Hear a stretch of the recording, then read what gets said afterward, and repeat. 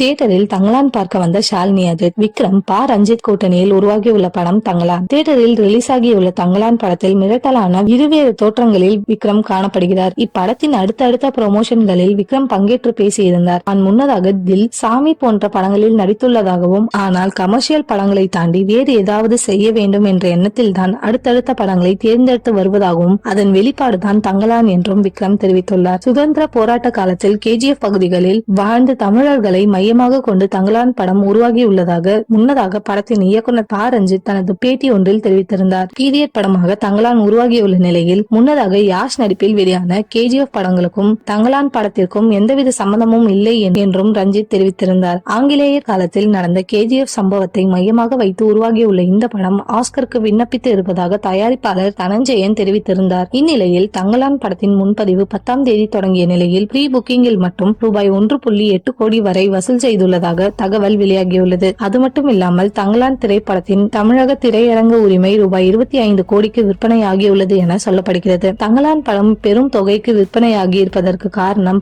ரஞ்சித்தின் இயக்கத்தின் மீது இருக்கும் நம்பிக்கையும், விக்ரமின் அசுரத்தனமான நடிப்பின் மீது இருக்கும் நம்பிக்கையின் காரணமாக இவ்வளவு பெரிய தொகைக்கு விநியோகஸ்தர்கள் வாங்கியுள்ளதாக கூறப்படுகிறது. இந்த படத்தை தியேட்டரில் பார்க்க ரசிகர்கள் மட்டுமில்லாமல் பிரபலங்களும் என்ட்ரி கொடுத்துள்ளனர். ஷாலினி அஜித் நீண்ட மாதங்களுக்கு பிறகு தியேட்டருக்கு குடும்பத்துடன் வந்துள்ளதாக செய்திகள் பரவி வருகின்றன. அவர் ஆபரேஷன் முடிந்து ஓய்வில் இருந்து வருகிறார். அவருக்காக ஸ்பெஷல் ஷோ ஏற்பாடு செய்திருக்கலாம் என சொல்லப்படுகிறது.